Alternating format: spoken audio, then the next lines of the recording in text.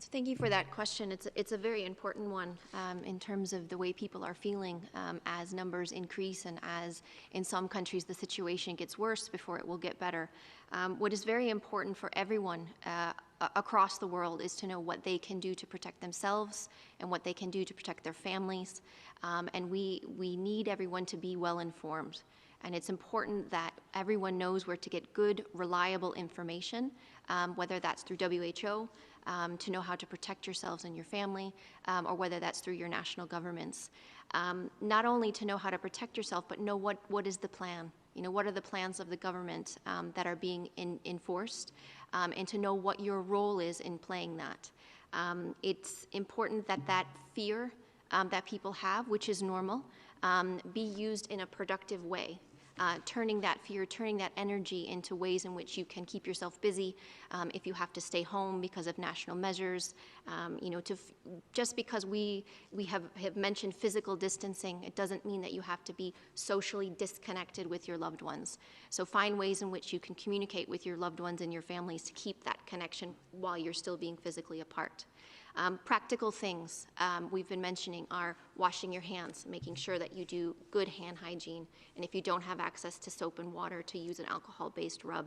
Make sure that you use your respiratory etiquette. You just heard the 5 from the video just now.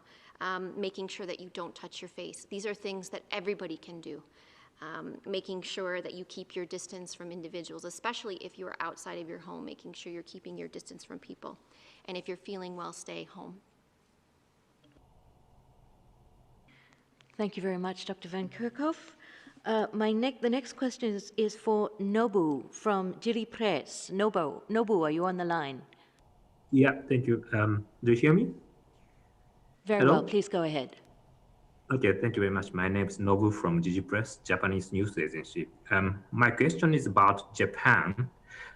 If you look at the official statistic of Japan, it's obvious that reported cases in Japan is much less than other big population countries. But there are some critics saying that the scope of tests carried out there is not enough. So the reality of the infection is not reflected in the official statistic.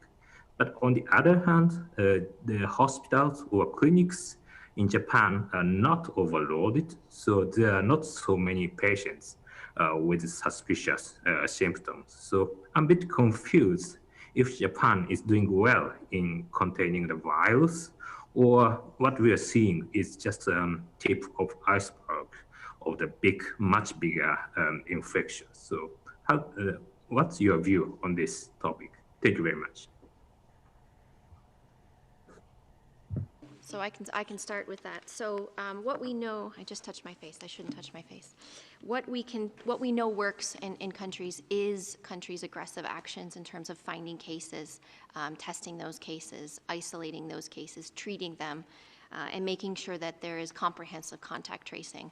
And we have seen that in Japan, and we've seen that in a number of countries.